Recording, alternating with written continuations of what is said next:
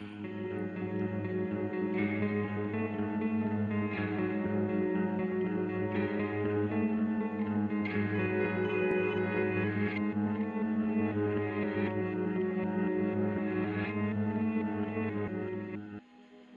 and Pop-Up are acting strange. Ow. Kind of strange. Becca, did you hit Tyler? No. Kids? Papa wears diapers and he keeps them in an outhouse, and Nana walks around at night without her clothes, and Papa thinks strangers are following him. I knew we were going to have this call. You're old, Tyler. Hey guys, welcome back to Spooky Tuesday, a weekly podcast where we're breaking down all of our favorite slashers, thrillers, monster movies, and black comedies on the new scariest day of the week. I'm Sydney Thompson. I'm Monica Height. And I'm Chelsea Duff. Oh, baby. It's Thanksgiving. How are you feeling? When will this come out? Will this come out right before Thanksgiving? Right Tuesday before. Yeah. Okay, perfect. Are you defrosting the turkey? Do you have your, I don't know, recipes together? Have you pre-made your pie crust? Have you ready watched to get The stuff? Visit? Don't say that, Sydney. Oh God, dear God. I'm Are glad you I ready to go home and see all of the people from your high school in the grocery store? That's the real question. Because my home is not where I went to high school. Of all my And three thank God for that. of all the 3 high schools that I went to, none of them are where I go home to, which is a blessing and a gift to me. Yeah, Monica feel and I are like- still here, so. Yeah, I mean, we're still here, so we see them all the time. There's no reprieve. We see high school people everywhere we go all the time. Even right now, I'm looking at one. It's Chelsea. We I'm went to high looking at school one together. right now. I mean, and also me. So And also Oh, Sydney, yeah, who yeah. is definitely an Okay, yeah, 'cause alumni of Sydney our was- school. But anyway, I said it already, but I'm gonna say it again because it was at the same time as Sydney's joke about getting stuffed. The most important thing to do leading up to visiting your family is watch The Visit from 2015 by our guy, my man. I am looking up the spelling of his name so I don't say it wrong. M. Night Shyamalan. Shyamalan. You know when you learn something as a kid and you can't unlearn it? Literally last episode, I was like, oh, I'm going to say it right this time. And then I was like, I think I said it wrong. Like every time I say it, it's the opposite of what I'm trying to say. Anyway, whatever. I love You him. don't trust He's your great, instincts man. anymore, which is the same with me and Neve Candle, which I get, you know. Dear God. Sometimes you're just wrong so frequently that even when you are getting it right, you're like, but whatever I'm thinking is probably wrong. So let me say just the opposite. embrace it. No, I get it. We're in the same boat right now. But this is a movie that I'm really glad that I'm introducing because it's our boys' redemption arc. Did you know that this was M. Night's redemption arc, this film? Before we get too far into it, let me just set the scene with the IMDb synopsis or whatever. It says 2 siblings become increasingly frightened by their grandparents' disturbing behavior while visiting them on vacation. Yes, that's spot on. But it can't, there's so much more than that, you know? May I just say, what a film. What a film. I want to let you know. know that I knew that you would feel this way going into it. Just want to, and I knew that you would feel bad. You don't leave this feeling good. Yeah, I mean, here's the thing. I knew there was a twist. I knew that it was about grandchildren who went to visit their grandparents, and then weird stuff happens. And I didn't really know what that meant. And then when I started the movie, you know, I was so delighted by the first few minutes that I kept sending you guys voice memos and like even a little video. Like I was having a great time initially. And then it started to get really bad. But not the movie, just the time that I was having watching the movie. You know, by the time that it ended, I made the questionable maybe choice to start this film at like 2:30 in the morning because I was awake. I was like, you know, when you're owl. yeah, and I didn't have anything to wake up for the next day, and I was like, okay, well, let me just see if maybe like I want to watch it twice, and so maybe I should just start it now if I'm up and like I was exhausted but not sleepy, so I was like, well, I don't think I'll get too tired. I think I can finish it.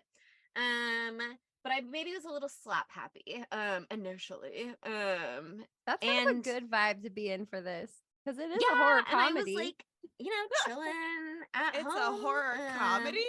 It's a horror comedy. Is very funny at first. Parts of it were very funny. When first of all the raps, amazing. He needs to collab with DJ Beetroot.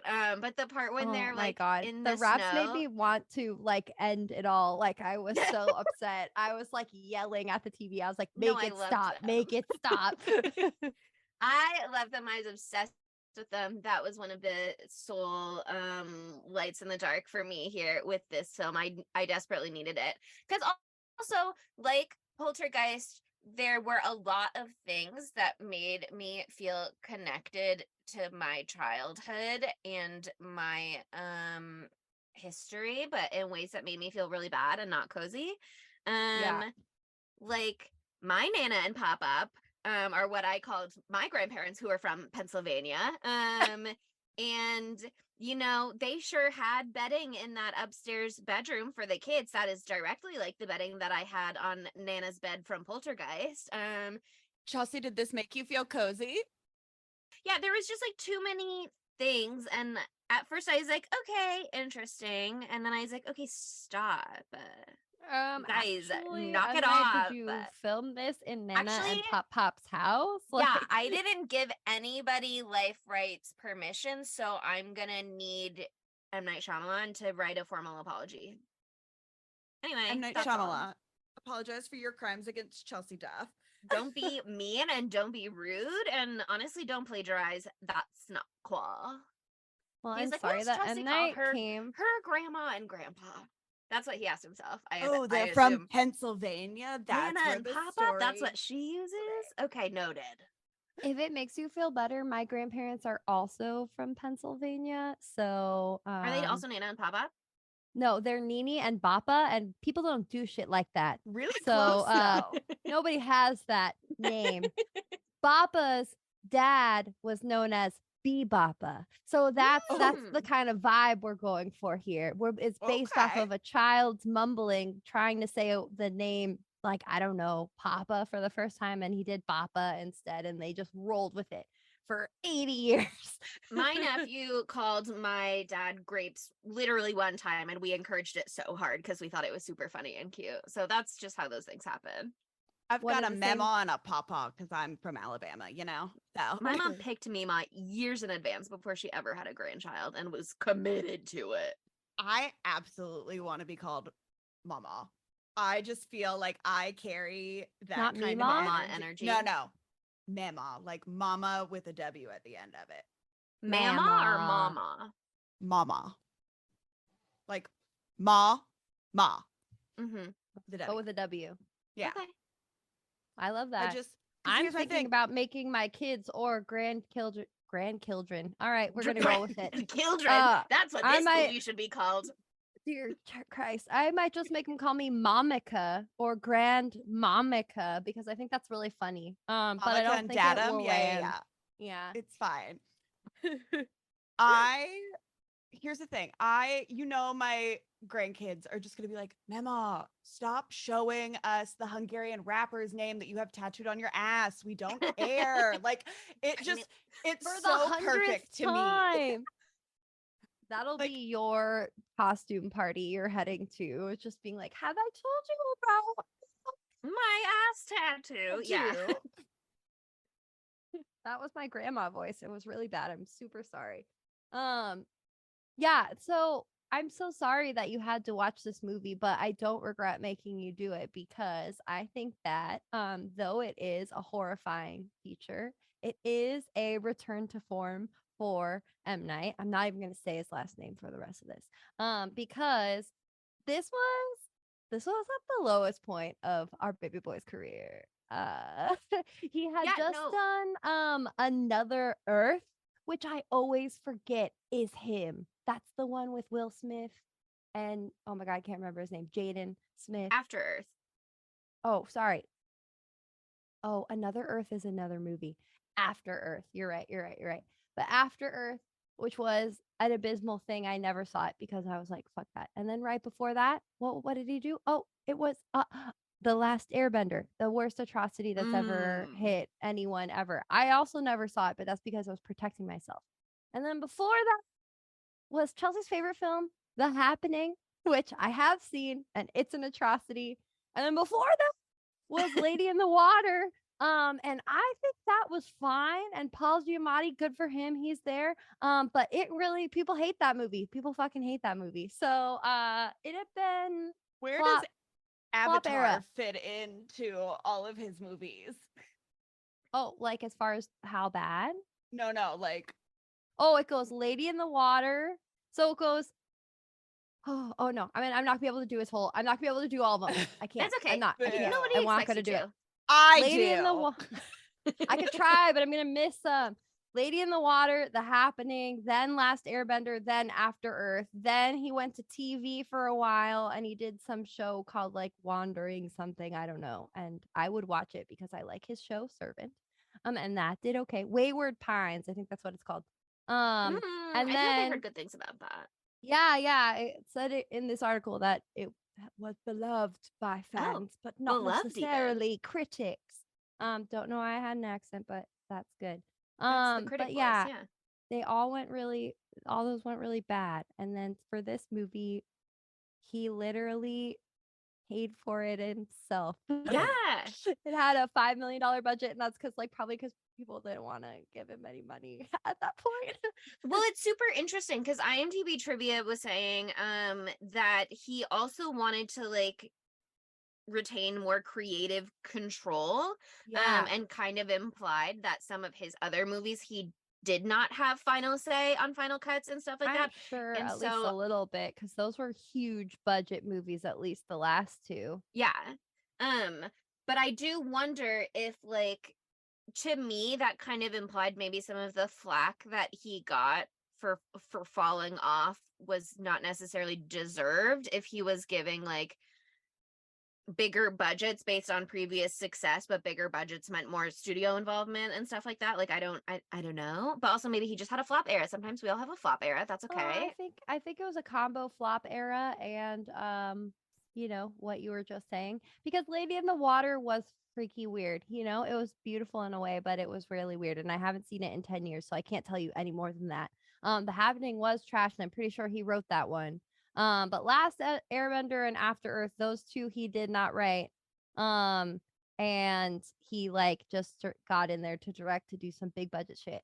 I like it's like Sam Raimi do it in the Marvel movies. I'm like, I guess it's like a big like, yeah, like cool and a lot of money, but I'm just like, is it fun? It's probably fun. It's probably fun. It's probably fun. It's just so different than their meat and potatoes, what they came from. But this is a return to the meat and potatoes for M. Night, because he wrote this shit himself so he could go full freak with it from the mind of M. Night Shyamalan. I said it. I don't know if I said it right. And I think, well, he said in interviews, he was like, I want to do something smaller and something that like it doesn't have to have the whole world in it. It can just be a story. And he can go real deep into that story and make it as fucked up as he Yeah, and he did. Yay, he accomplished his goal. Great job. This was also, IMDb trivia said, his first film since The Village to not receive any Razzie nominations for Worst Picture, Worst Director, or Worst Screenplay. So, he was on the up and up. Awards, baby, awards. It's this launched into his anti-flop era. Say what you will about the movies themselves, but he came out with this movie in 2015. It grossed 98 million when it only cost $5. And then after the next year he did Split, and that was like 9 billion, and it grossed like $200 million or something like that. That movie is divisive, but it was a definite huge hit. And then that led to Glass, which is I hated it so much. But that did really, really well too.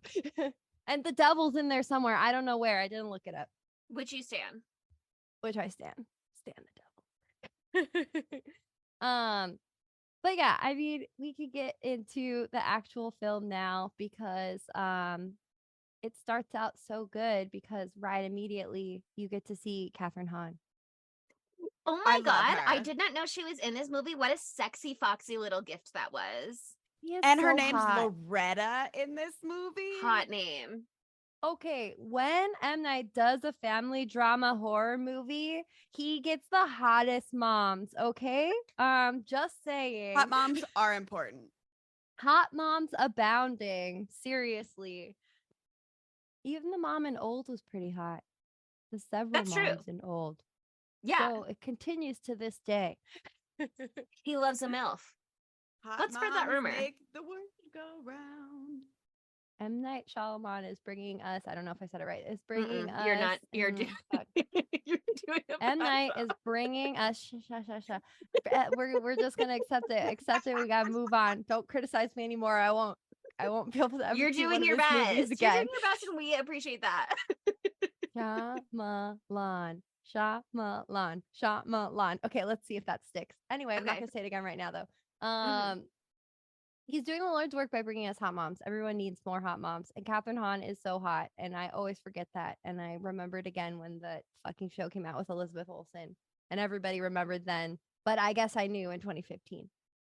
Because I watched this movie in theaters when it came out. And What was it like baby, watching yeah. in theaters? Yeah, bitch. I'm a real fan. I can't say his name, but yeah, I saw it at the Los Feliz Theater, which is a tiny theater. That's where we saw Nope, Chelsea, the second time. Yeah. And I saw it with Aline, shouts out, and Liz, shouts out. And we had an insane time. We were hysterically laughing the whole time. We were holding each other. We felt fear. We felt it all. It's it's a lot. The screen's not that big there, so it wasn't so overwhelming. But yeah. Yeah. Even on my TV at home, it felt overwhelming. So I watched Look, it during they're the day, just- so this time it was okay. yeah, there were. I thought the manner by which he made the film was super interesting.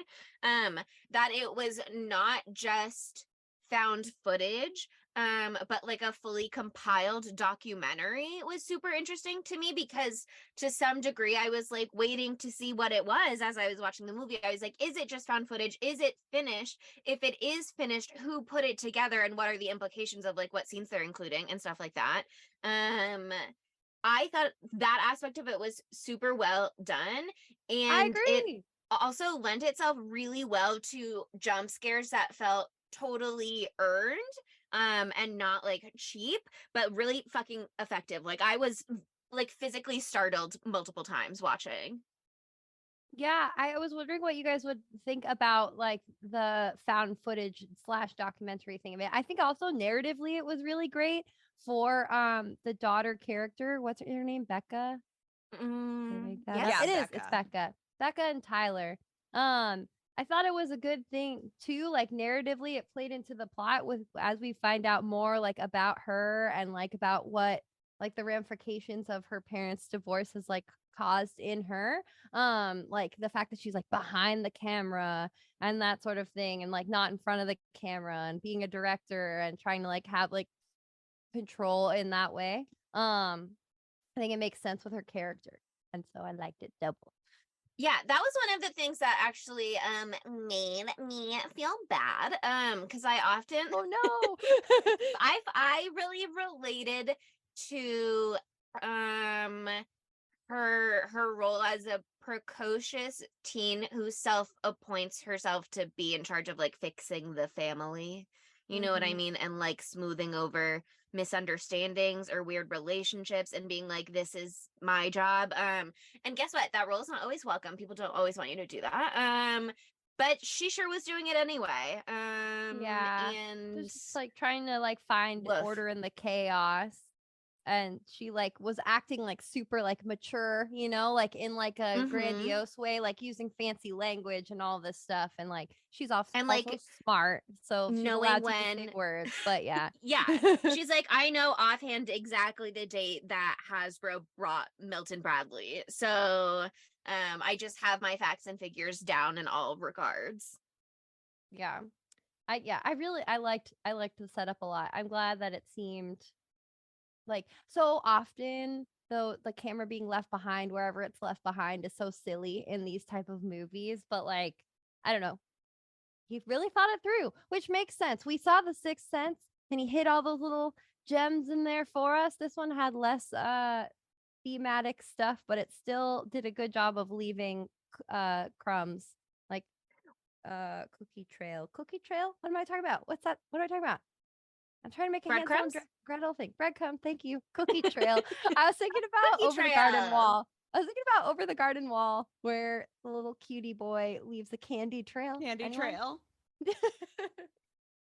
Anyway. Yeah, I mean, apparently he did do a similar thing with the color red here.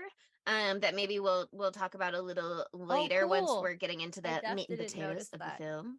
Neither did I. But IMDb trivia, somebody else did. So shouts to them, whoever they may be. But yeah, I thought the way that he like crafted the in-universe explanations for the media made a lot of sense. I don't super remember how it worked in Blair Witch Project. Do you remember if you got the sense that like we saw all of the footage in Blair Witch Project and like everything we saw was everything that they taped, or that it was like condensed down?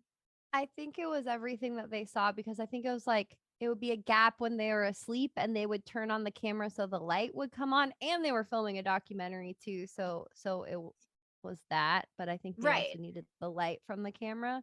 And they also like didn't get to most of what they wanted to film for the documentary, so it makes sense that they were not filming constantly, whereas like for something like this it made sense when the camera would be running in the background recording things, because it makes sense to me that a character like Becca would be like, I'm filming a family documentary, you never know what you're gonna miss out on, I want the camera rolling whenever I'm in the room, you know what I mean? That she would have her choice of footage made complete sense yeah. to me. That too, but I also think she was trying to get a lot of atmospheric shots, and they made a good job of making a point of her trying to make those atmospheric shots. Like there's one scene with Nana and she's like smoking a cigarette in the dining room by herself.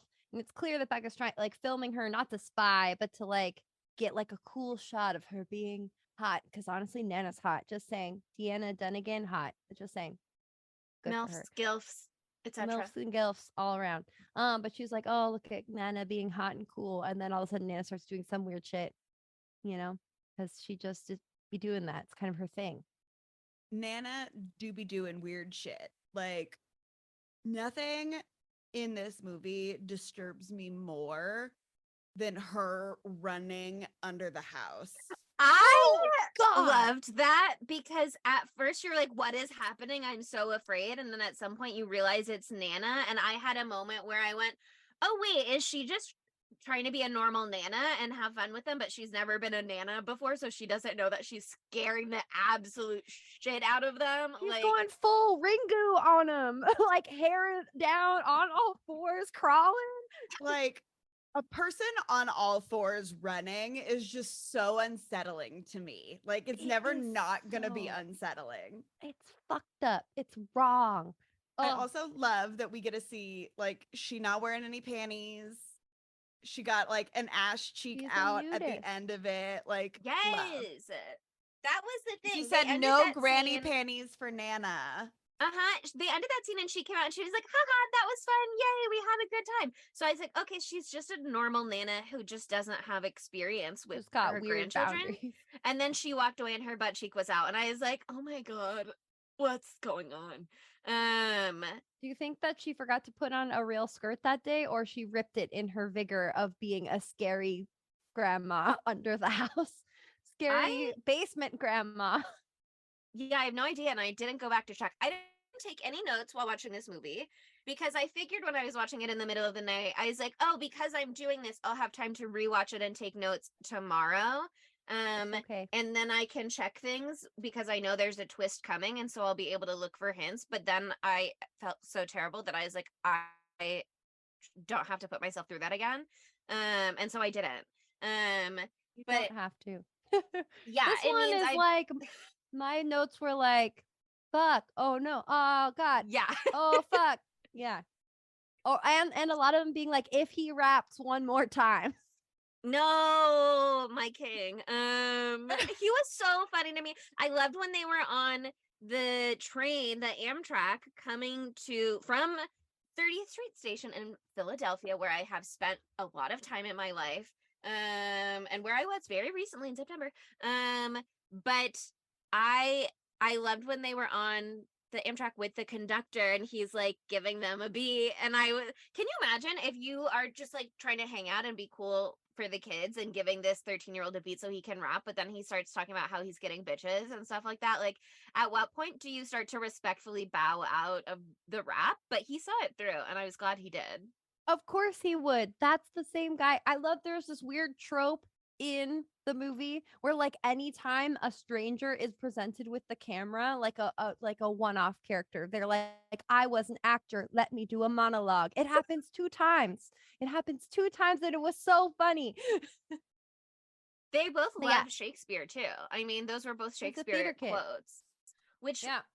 IMDb trivia told me because I didn't know that. And I also was like, did they use the same quote? Was that a weird thing that happened? No, they didn't. It was different ones, but it just gave me the same scared little feeling both times. They're both in iambic pentameter, so that's what it was. I could The just rhythm sense just the was so iambic familiar to my heart. Yeah. pentameter. They should have been haikus. Oh, Fun. fun haikus. Haiku review. Subliminal messaging in the podcast episodes now. We gotta say it. We haven't said it. Becca, the main gal, our main child in this movie, is played by Olivia DeJonge. I don't know how to say her last name, but That she feels is the right. same person in Better Watch Out, which we did on the pod our very first year of having this podcast. And no one's fucking seen that movie. Change it. Change it. If you're Do you know listening who now, else? go watch Better Watch Out and then listen to that episode. Do you know who Do else was it. in Better Watch Out? Who? Her brother in this movie, Ed Oxenbould, or what? No fucking way. Yeah, Are he you plays serious? the bestie. Oh. The one who like honks on her boobie at one point. Or whatever he does. I God, don't remember, wait, but so random. When did they Better filmed Watch Out that come movie. out? That one came out after this one. This one was Yeah, first.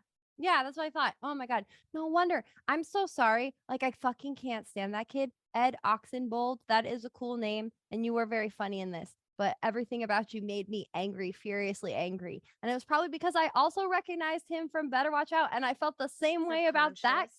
character.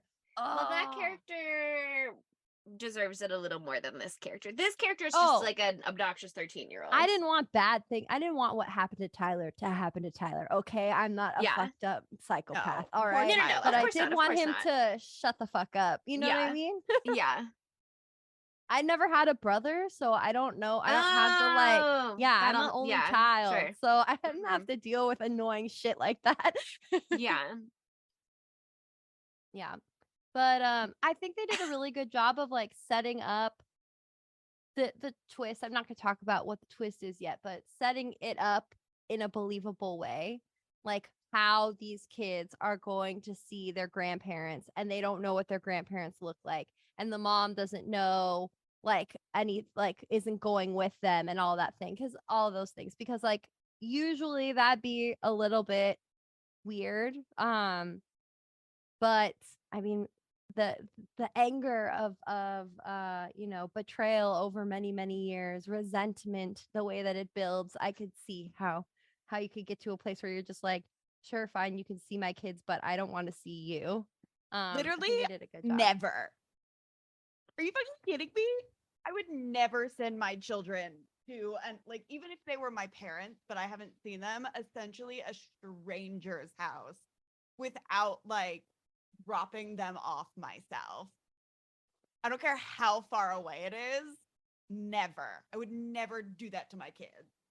It seems Yeah, vaguely I think believable to me. it's totally believable to me, but there are some other questionable Kathryn Hahn choices in this movie that, again, she's a single mom now. She's looking for love. She wants to be on the cruise with Miguel. She doesn't want to, like, if it's not really a problem, she doesn't want to have to make it a problem. And she's trusting her kids to be like, is this really a problem? Please tell me. And they're trying to be adults in the situation. And so Becca is like, no, it's not a problem. And she like lets it Yeah. go. But Well, when they're they also are like, hiding please a come lot pick of up us. stuff Yeah. from her. Yeah.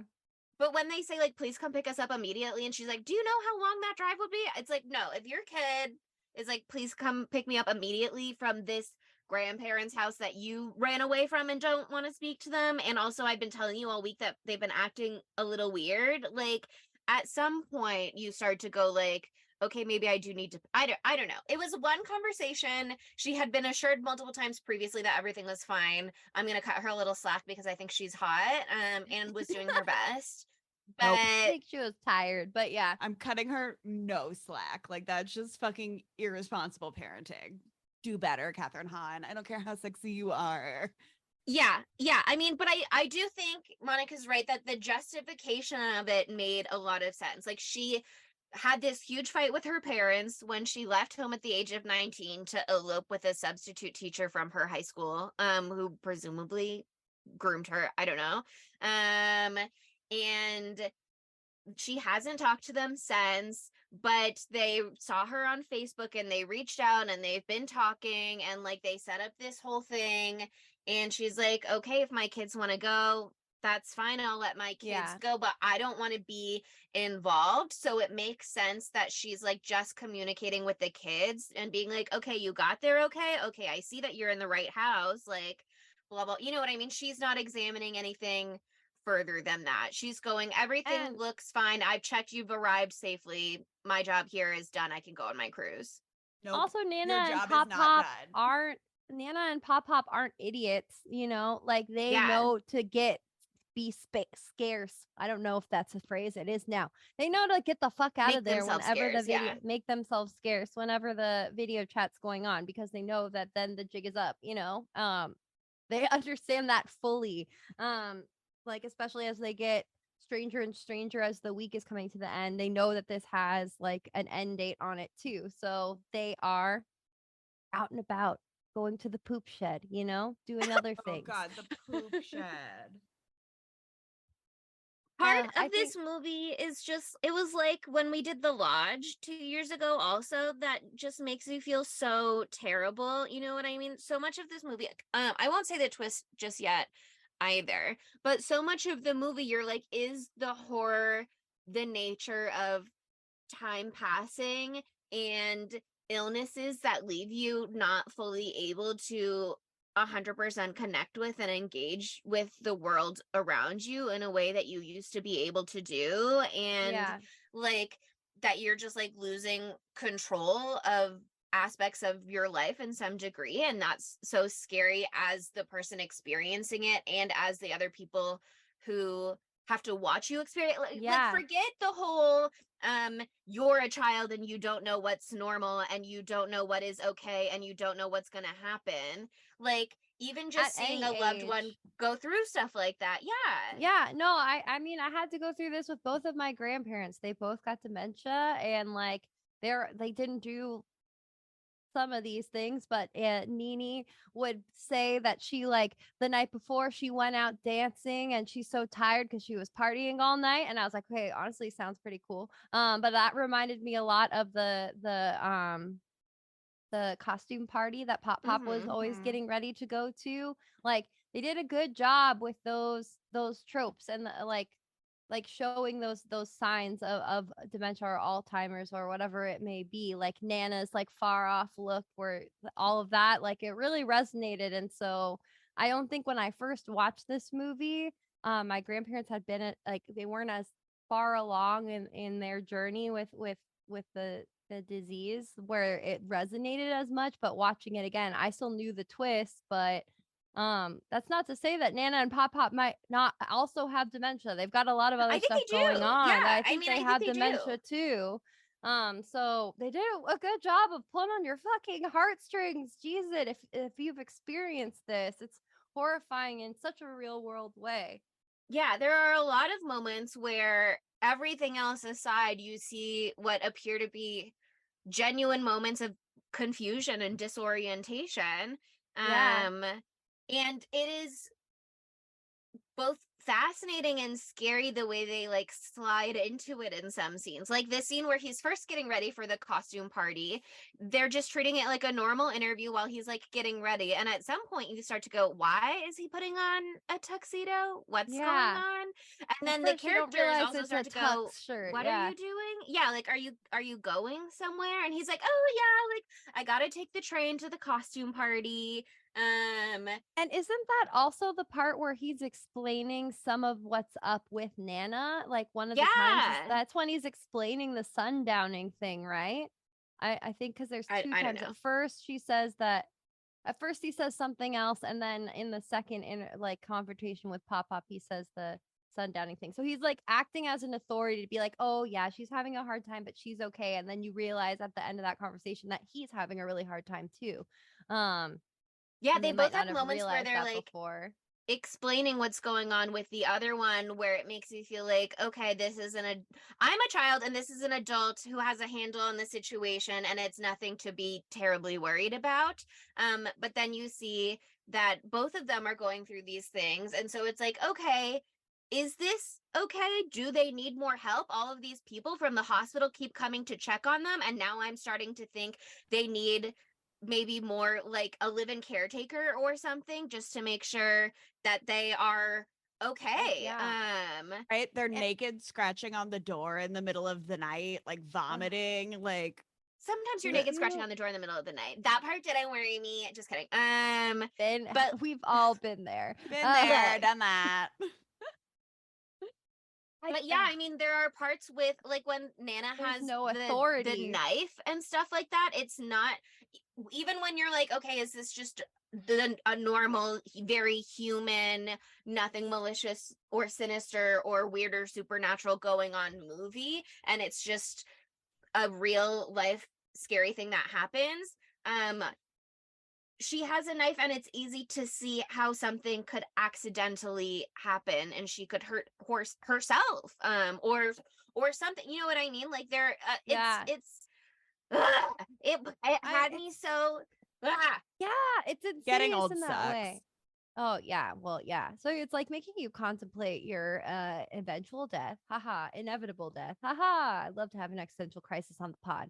But then it's also like they did a really good job of like it starts out and you're like, okay, they've got some stuff going on that that the kids didn't know about. And it's explained away and explained away. And like the way that it just so slowly but surely gets fucking weirder and fucking weirder. And it's just like, okay, like I don't know how people with these sorts of like end of life diseases act. Like, where's the line? They're kids. They don't know where the line is. yeah, And they're kids. I'm also not a medical professional watching this Yeah. movie, and so I don't know where the line is. also, like, TBH, thank God there's a twist later. Because how fucked would it be if it was just like not that? Yeah, I Right. would maybe have been like, can we do a different movie? Can we abort this What if movie and we not didn't do do this? This is too dark. Yeah, maybe we've reached critical mass in darkness. Can we talk about the Uh, twist now? I mean, I know that we're trying to preserve it to some degree. I want to talk about the poopy room. Okay. Yes. What would you do if you went in and you're like, haha, like what's I almost said Bappa. What's Pop Pop doing? What's he up to? Oh, he must have something cool in there. And it's a giant pile of poop. Like that is shocking. That is And Tyler so is a shocking. germaphobe too, which is just like Yeah. poor Tyler.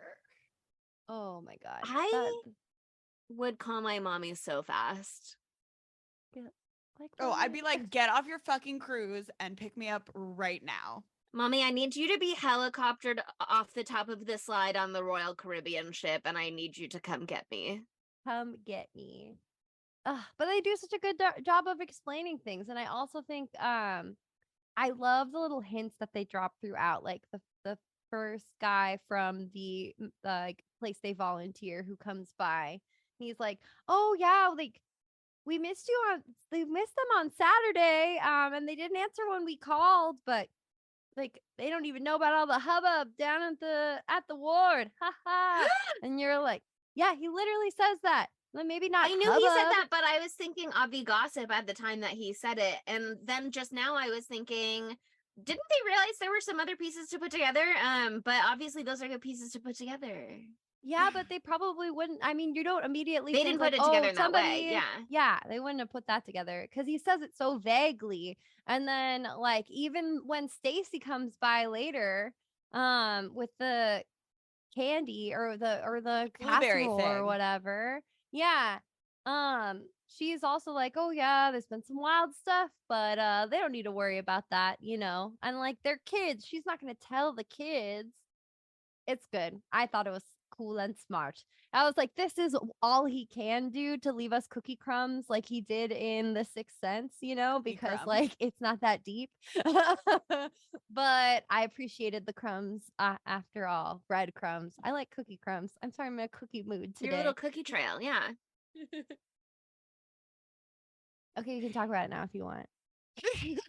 Yeah. I mean, like I said, at first I just wasn't sure if this was a movie about the scary Slow real march life of things that time. are your real grandparents and your loved ones who are taking care of you and maybe need someone to help take care of them. And then once Kathryn Hahn was like, those aren't your grandparents, I was like, okay, are they just two people who got confused at the train station? Because even so, that's inherently scary because again, you just don't know what you're dealing with. Even if they were like two totally random old people who also happened to have dementia and said, hey, come on home with us, and then they did, you know what I mean? Like at that point I hadn't put together that like obviously they were in the right house but with the wrong people. I was just like, oh no, they like the wrong people took them home and they never questioned it. And then it is revealed that there were two people with a whole plan that they executed, and that just is a little bit of a savior for the movie, but also obviously so scary in its own way. And it's something that I like struggle with in this movie because obviously they were two people who were long-term care patients at the hospital. And so to some degree, you're like, how in touch with reality are they? And like, what's okay and what's not okay? And obviously they are maliciously planning something. So I would they say are none of responsible it's for their okay, consequences. Chelsea. I don't No, think you none of need it to is be okay, so but PC, like, to like worried about being too PC about it. right, This was right. But premeditated, and they've killed people in the past as well. they That have, in and I think mind. that Pop-Up especially has a really good handle on what he's doing and why he's doing it and what his motivations are. But Nana, I struggle with a little more, especially with her whole sundowning thing, because she seems less In clued touch. in. And also, again, this is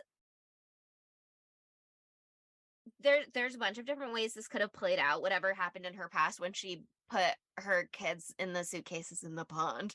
But classically with like mothers who are family annihilators or whatever it's called, that comes from a place of like really bad depression and mental health and like an aspect where you are like saving your children from the horrors of the world. But then also you have like real world true crime stories where moms have a new boyfriend who doesn't want to have kids and they're like, oh, I'll just kill my kids. Great, problem solved.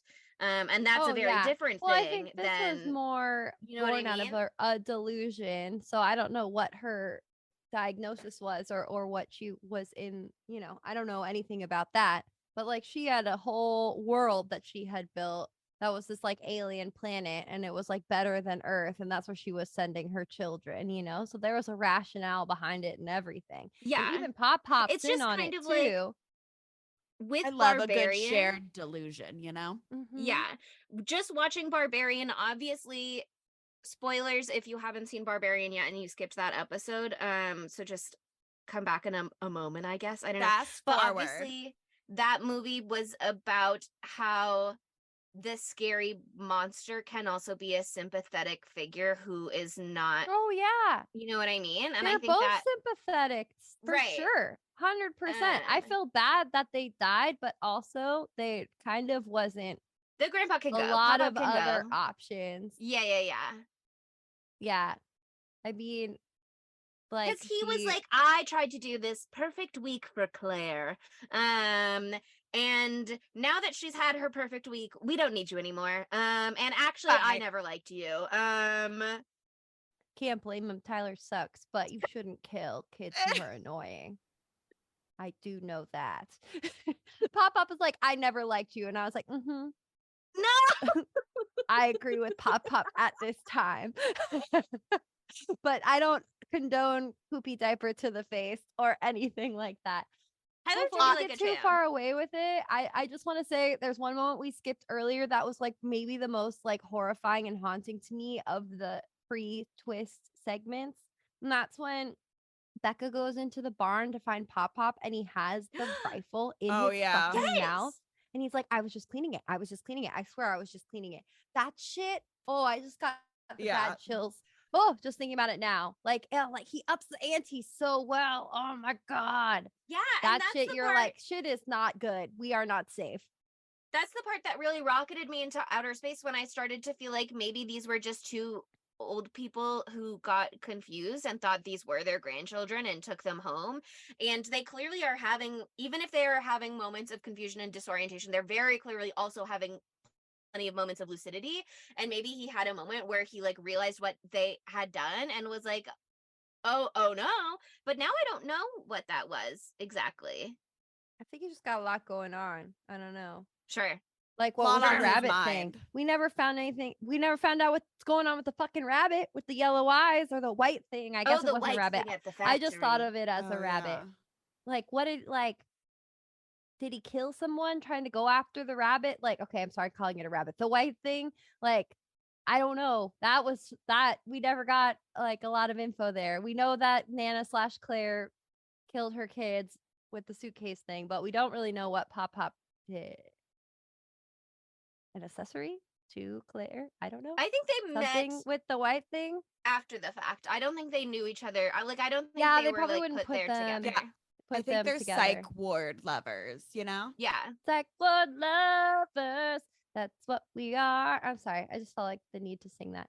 I just the fact that the climax of this movie is over a game of Yahtzee, like the most old person game. That's not true. Maybe it's not the most old person game, but it's Yahtzee! that moment. That moment was so good. You fucking motherfucker, M. Night. How dare you? And her That one mouth was was Yahtzee like sacred. all wild. That was one of the red moments. Was in the Yahtzee scene. Let me find it. The moments are Stacy is wearing a red jacket when she comes over to see them, and also she is still wearing her red jacket later when we discover that she never left. R.I.P. Stacy. Becca is wearing a red sweater when she goes down into the basements and is digging around in the trash and makes her little dumpster discovery. Pop Pop uses a red pencil to keep score during Yahtzee. The bedspread upstairs in the grandparents' bedroom is red. And there's two more. The lining of the jacket that Pop Pop puts on in the kitchen with Tyler when he's like, I never liked you, is red. And then Loretta, mommy Kathryn Hahn, is wearing a red shirt when she comes at the end of the movie. Amazing. I love that he has a through line through. I don't know if all of his Red films is do his that. power color, and it's also my power color. He and I have so much in common. M. Night Shyamalan. That's why I wore these red pops today. For of course. him. Oh, let me put my red beanie back yeah. on after all. Yeah, it's God. I just think everything in that last like insane sequence where all the shit goes down is just so horrifying. This is the point where like in interviews, M. Night's like, yeah, I don't know if you're supposed to laugh or be scared during those times, like when there's poop being rubbed all over the child's face. He's like, either way. Yeah, I mean, apparently he did a cut that was all comedy and a cut that was all horror, and we ended up somewhere in the middle. He I don't know what said, the comedy "Porque cut would no have looked los like. dos." Right? Yeah, I like would how does hate- the end of that movie go? If you But- put too much levity in it, there's already, some would say me, too much levity in this because there's too many raps. And Stop. Leave the raps alone. the raps make me I'll so defend mad. them They with made me my fierce. life. I was literally furious. I was yelling. Adam can attest. But I mean, there's a little bit of levity in the scene with Tyler and Pop Pop, but there's no levity with Nana and Becca. Oh my God, that's just so terrifying. There's no light. She's like, Mhm. Nana's like on the ground again, under things, on top of things, like under Nana's the rising blanket. out of the blanket like the vampire brides in Bram Stoker's Bram Dracula from Stoker. last week. Uh-huh. It's a through line. It's a through line. That said, how does this work for Estler November? I feel like Pop Pop was dying to call Tyler the F slur. Just saying. Oh yeah. Yeah. Oh yeah. Or Okay, well here's there we the go. thing, you know, Tyler said it in one of his raps. Oh, he would. Yeah. And then Becca would be like, He "You can't totally say that." would. She Say that. would go full Hillary Duff in the anti-hate commercial. Do you know what you say? Say that's okay. Do you know what you say? Yeah, Knock it off. I She'd love 100% those. call him out. I don't know. I thought there was a lot of funny stuff. Raps aside, though, like I thought they acted so recognizably like kids and precocious teenagers, especially after they have seen Nana running around at night and have been told it's nothing to worry about, and then they're outside on the path and the grandparents are like, come over and look at these foxes or whatever, and Tyler's like, Becca, who am I? And he starts like running around with his hands behind his back. I was like, Tyler, stop, but he did make me laugh. It was fucking funny. Also, the fact that he decided to stop saying curse words and say pop star names instead. So There's one hilarious. point when he says, "Oh, Sarah McLaughlin." Yeah. When he did Shania Twain at the end, I was like, he saved the best for last. So good. He's so. Ugh. I thought he was funny. I thought he was delightful. He was funny. He was funny. I just don't like the rapping. He ended every rap with "ho." It's not creative. He's only 13. He's gonna improve. I cannot believe that you're defending this. Is the last thing I expected from you, Chelsea. I'm in shock. I loved it when he said "ho" at the end of his raps. What do you mean? His raps were offensive, but I thought they were funny. And isn't that all that matters? Well, Yes. You that I finding think it funny. it's funny. Yes, that Yeah. other people think offensive things are funny. No, they're wrong. Probably. No, it's Oh my only God. okay if you I'm the arbiter of taste. So- Yeah, we I knew was that. just about to say you're the arbiter of taste. Yeah.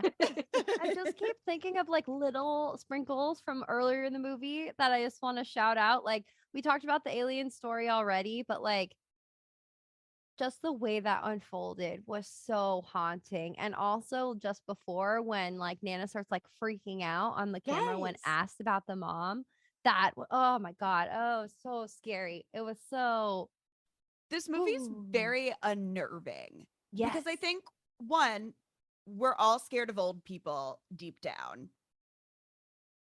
They're scary. We're all scared of getting old and losing control and what that means. Yeah. But Yeah, the yeah. way that manifests is Manifests, that yeah. like you other old people, because you don't want to come to terms with the fact that you're gonna be them. So you're like, I'm scared of. I get what Sydney's saying. Like I'm Yeah. scared of like old we people. are scared of old people because one day that's going to be us, right? You And can't also escape society like so looks down on old people and is Yeah. and And the when it whole comes goal to, is to keep living, and then they're like, Yeah. "Oh, you did that? That sucks. Fuck you." Like, but also I don't when it know. comes We're to, living like, a lot sense. longer than we used to. Remember, back in the good old days where you'd be dead by 45. the good Those were days, the yeah. days. Ah. But even when it comes to like mental health and aging and stuff like that, there's such like a preconception that if you are depressed and want to die and you're in your 90s, it's like, well, you're in your 90s, of course you want to die. And it's like, well, that's not accurate. Old people should seek mental health treatment and they don't have to want to die, just like nobody has to want to die at any age. So there's like all these associations we have with like getting older that are not even real per se, with the process of aging, and are just like, well, of course that's how I would feel if that were happening to me.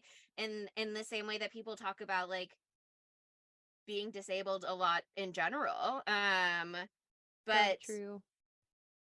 yeah, I mean, So fucked up. it's not a friendly world, and we don't have systems in place to help people receive care that they need. And so you get things like this where it's like, it's so easy to believe that the horror of this movie would just be that these two old people are isolated Old. and not receiving help.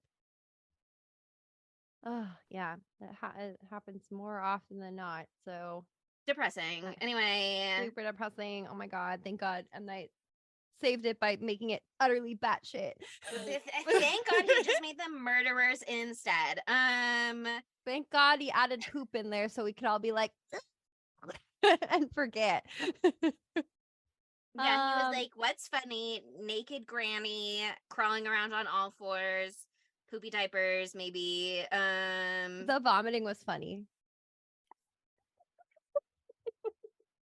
The It was vomiting funny so because I was like, scary. it was just like so unexpected. I was like, I didn't know what to do, so I laughed. I don't know if it was funny, but I laughed. I was like, oh.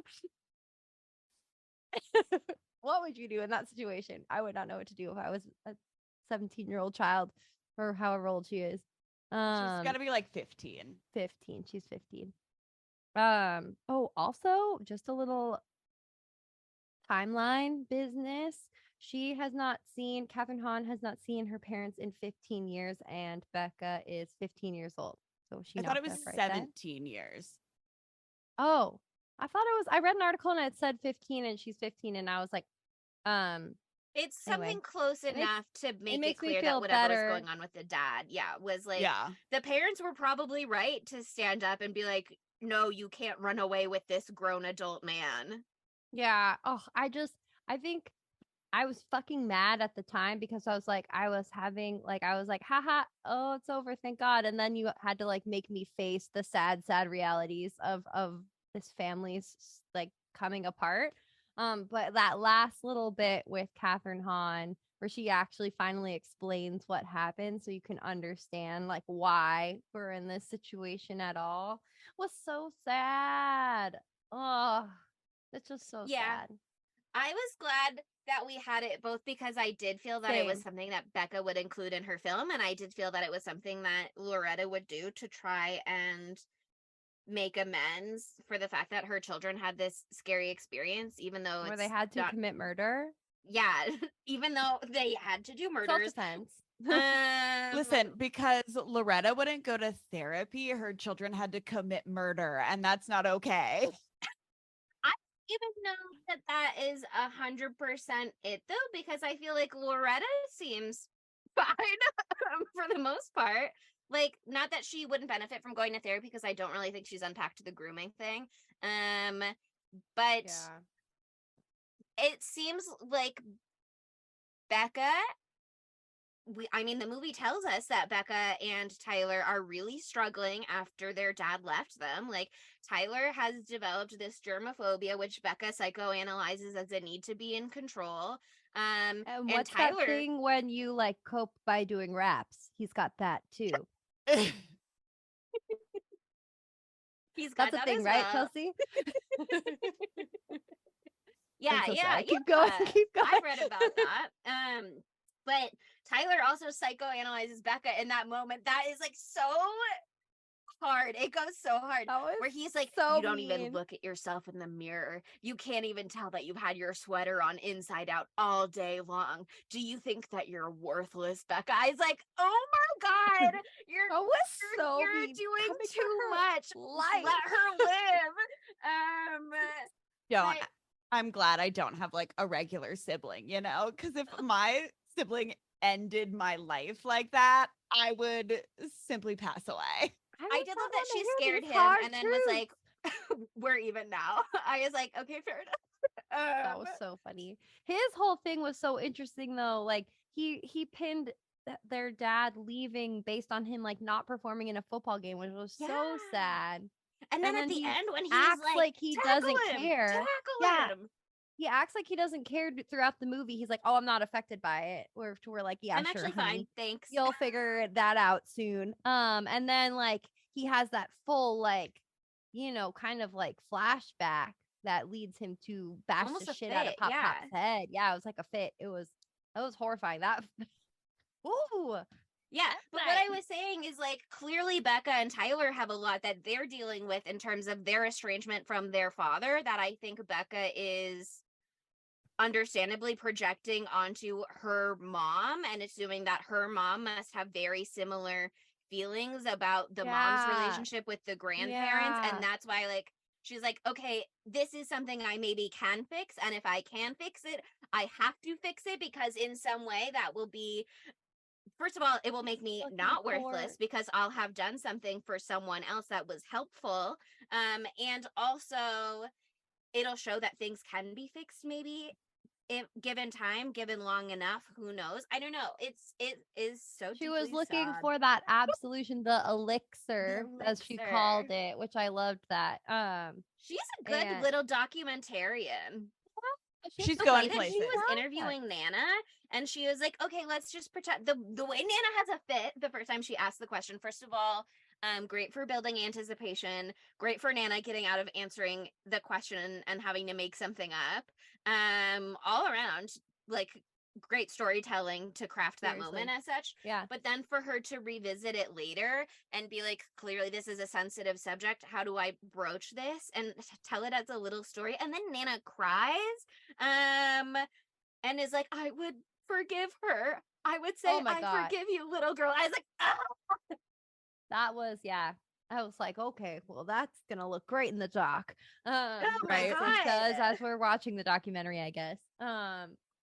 Yeah, she's really good. No, she's good at like disarming her interviewees and stuff. She has a bright future ahead of her in the film industry. She's very knowledgeable about like the cameras and stuff as well. Yeah, those are And fucking she nice did- cameras.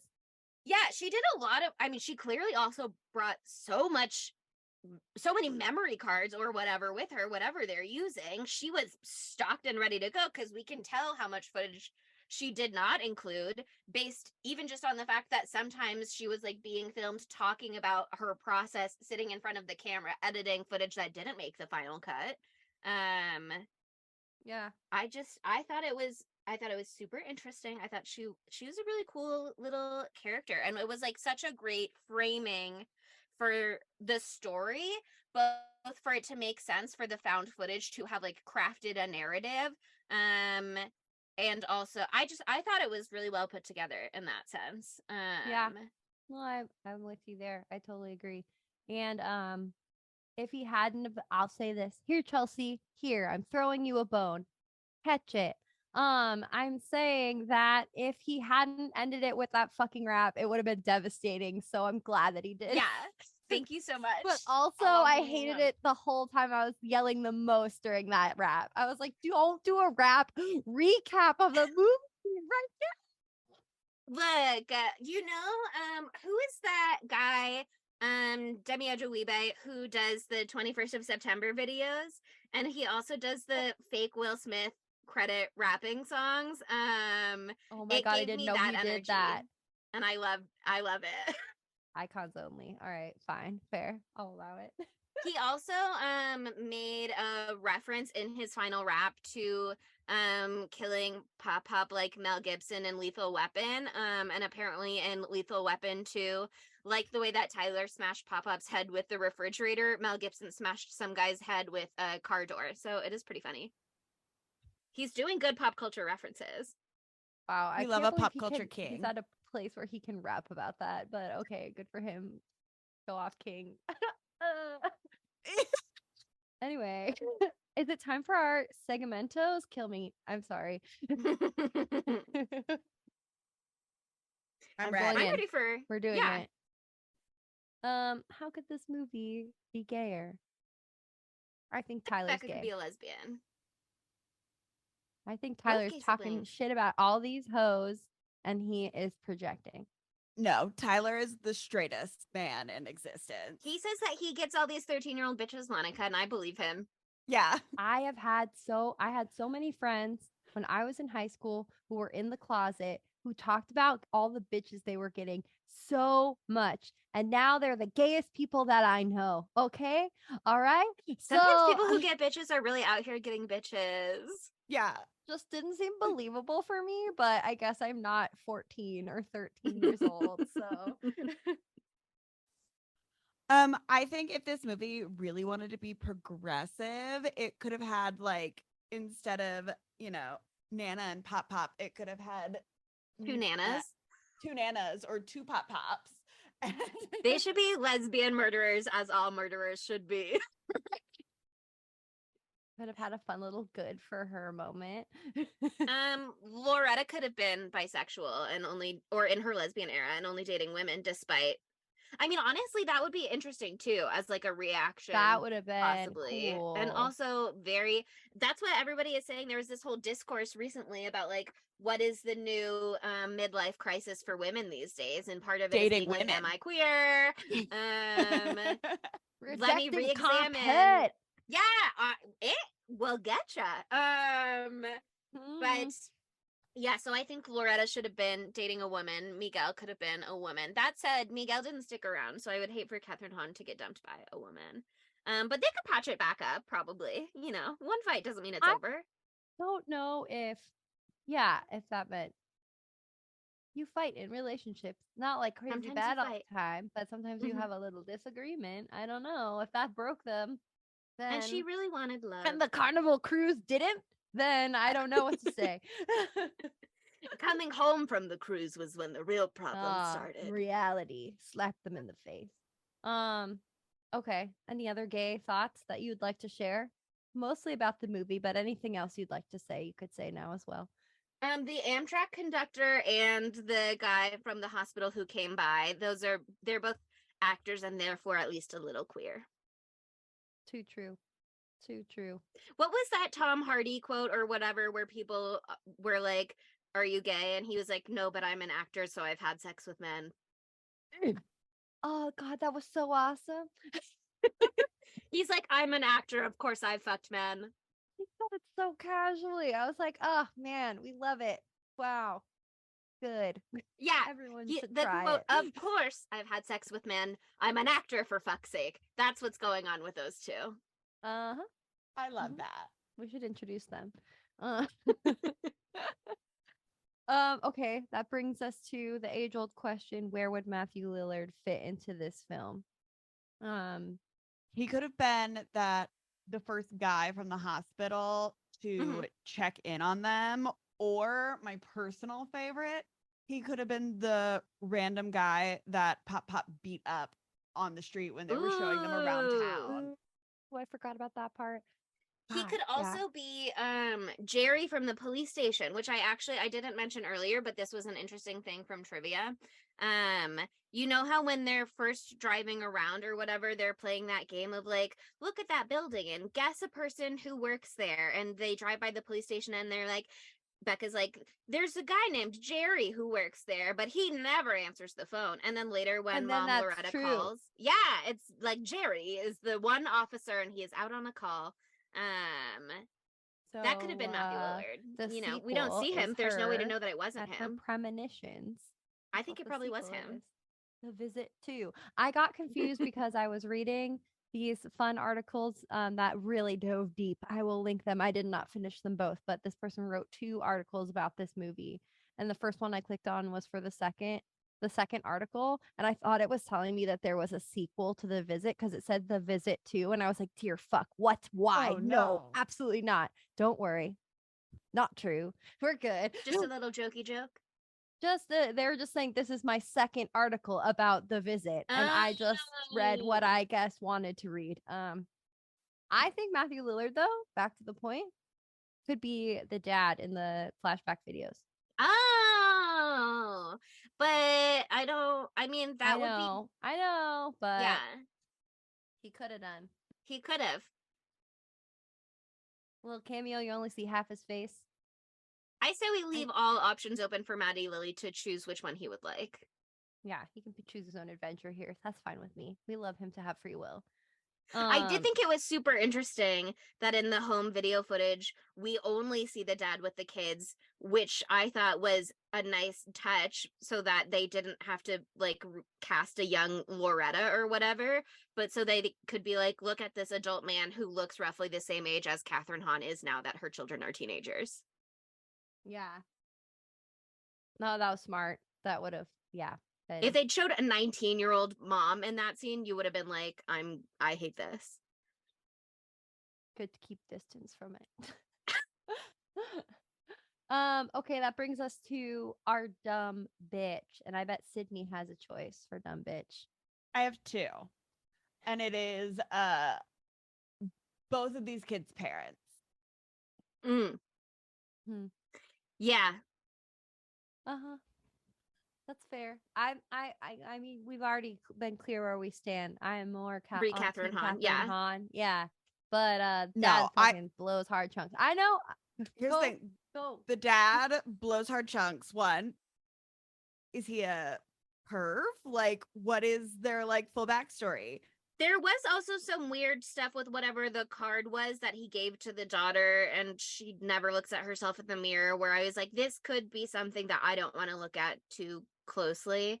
Oh God, no. And I don't think that it was that. I don't even want to examine further, honestly. No, me neither. But I won't say the thought did occur to me.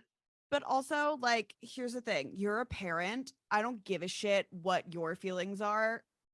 Your responsibility is your kids. It's fucking irresponsible to not drop your kids off. I don't care. You don't have to stay long, but you need to fucking hand deliver them because you haven't seen them in 15 years. And like, that's never gonna get a pass from me. Like, that's fucking irresponsible. And bad parenting. So Okay. she gets my vote. Nomination accepted. Accepted. I'm team Daddy-O, but I think we could have a tie for this one. Yeah, I also think Pop is a dumb bitch as well. But obviously any villain is always up for nomination. As well, but Yeah. Got things going on. If someone knows what he did beforehand, like I just want to know his full backstory. We found out all about I want to know about the costume party. I want to know about the costume party. What happened with the white thing and the eyes? I need to know. I don't know. We don't know. No, I know. I'm just this is the pause where the listener can think about it and then write the DM to me where they tell me the answer. Monica, here's what I think. Yeah. Here's what I found. Okay, that brings us to our knives out of 5s. And I'm very curious because 98 million is a lot of money, but it's not like crazy ton. So like, was this the comeback film that M. Night so deserved? What did the people think? I would say no, just based on the fact that I think it had relatively low mean-looking reviews. Yeah, it had relatively low pop cultural impact. Like, you don't really hear it getting discussed much in terms of M. Night Shyamalan's oeuvre of films. His oeuvre. I love that. The ratings also were lower than I expected after I watched the movie. It has a 6.2 out of 10 on IMDb. And on Rotten Tomatoes, it has 68% from critics, which is fresh, but 51% from audiences, which is rotten. And like I said, better it was than I thought, honestly. Yeah, it wasn't nominated for Razzies for Worst Picture, Worst Director, Worst Screenplay. So in that sense, while those are awards that it wasn't even nominated for, that's sort of an award of its own. You know what I mean? I don't think people knew about this that much because, like, if the budget was 5 mil, that means that the marketing budget was teeny tiny comparatively to his other films. I do remember it being advertised. I do remember when it was like coming to theaters. I'm just like an M. Night girly, so like I always go. You prioritize, yeah. Yeah, I prioritize, except for it's gonna be one of these big budget stinkers. But yeah, I like saw this like the first 2 weeks that it came out, so it has always been part of my M. Night experience. So it's hard to think of it without someone seeing M. Night without this, but yeah, he was just getting his bearings back. It's okay if it was just a middling success. It's okay, Mhm. M. Night. He got back That on the horse said, still. I think though it was a movie that made me feel really, really, really, really, really bad, I thought it was a movie that was put together really, really, really well. And I'm not sure exactly what that means for my knives yet. I'm kind of just talking it out in this moment. But like I said, I thought it was like well crafted in terms of the premise, in terms of how the premise leads you to getting the final product that you have. I thought the writing like bore out pretty well. I thought the characters were pretty well developed. I thought it all I thought it was a really well constructed movie. So I'll probably give it like 4.85 knives out of 5s, but I don't know that I ever want to watch it again. Yeah, I mean, oh, you want to go first, Sydney? Do a 4 out of 5 knives, just for the sole fact that I have been thinking about the grandma running on all fours for the last 2 days. Yes, I my can't God. get it out of my head. Yeah, Sydney got scared. Didn't you get scared? It's Did you not feel even, scared? I didn't get scared at all. It's just unsettling. She was I was unsettled, deeply folks. unsettled. She was Yeah. unsettled. I was I'll startled, take like it. I said, multiple times. It's rare that I'm scared. Sometimes a jump scare will startle me. Sometimes I'll have like one spook during a movie. I was spooked multiple times this movie. Yahtzee did spook me because I was putting clothes away and I was not expecting it. And I did throw my underwear up in the air. Yeah. Yahtzee! That's so good. That's so good. Okay. Hell yeah. I was expecting from your text messages that you hated it. So I'm glad that you didn't. And I I'm think gonna maybe give she this still hated it. She just doesn't think it's bad. Yeah. Okay, well, yeah. Fair distinction. Fair distinction. For me, I'm gonna give this one a 4.8. I think that it slaps. It makes me really annoyed. Like as much as it unnerved you, I annoyed me because of the raps. Honestly, they really grated me. They pissed me off so much. I can't Sure. even like it's irrational, but I can tell. it's my truth. Um, but yeah, I mean, it didn't hit the same this second time, but I did have a blast and I was hysterically laughing like multiple times throughout. And then I was also feeling very upset and I was saying, oh God, aloud while no one was home. So it still hits after all these years.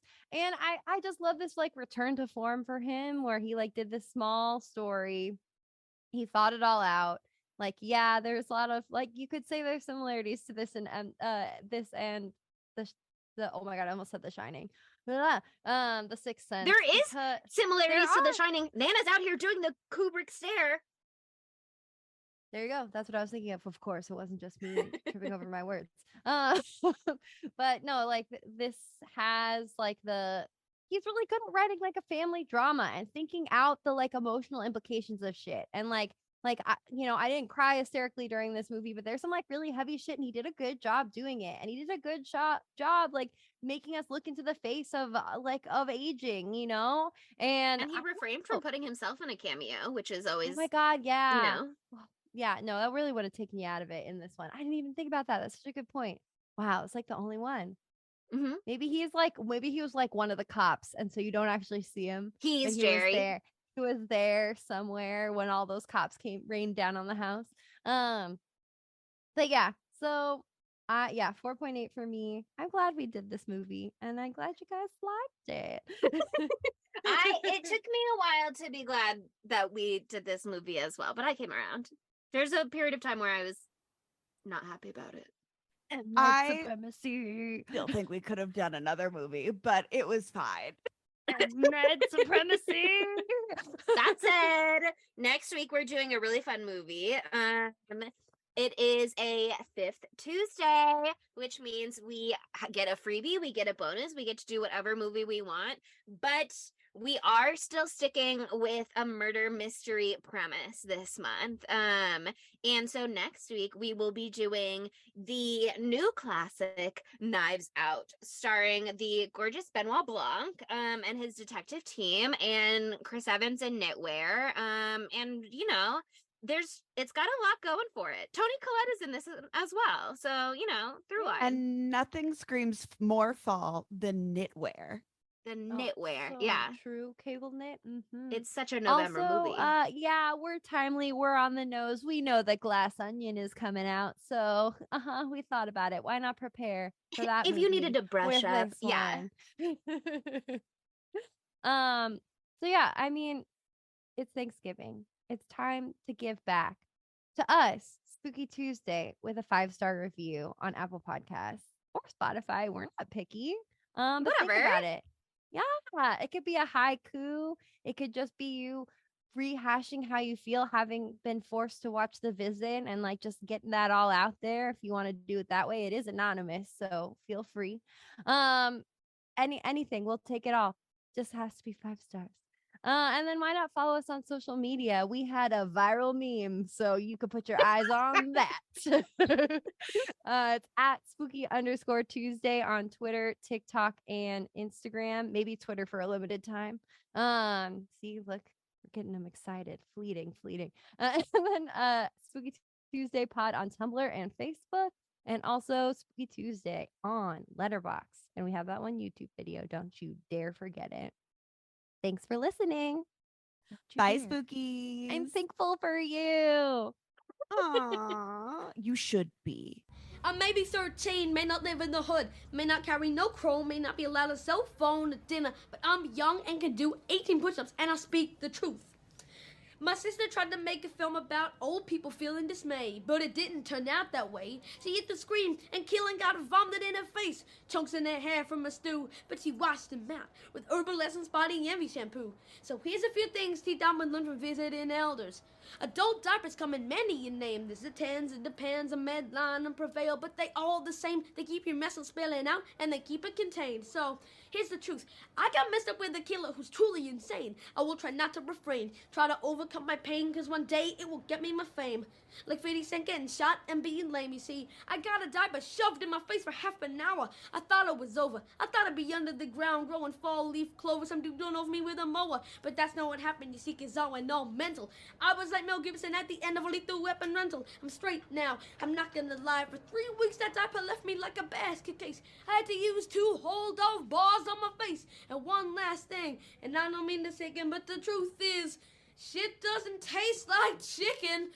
Oh, Shania Twain, bitches! Spooky Tuesday was created by Monica Haidt, Sydney Thompson, and Chelsea Duff, and edited by Sydney Thompson. Our gorgeously spooky tunes are all thanks to Tamra Simons, who you can follow on Instagram at Captain Tamra, and our podcast art is by Mary Murphy, who you can find on Instagram at the_moon_OMG.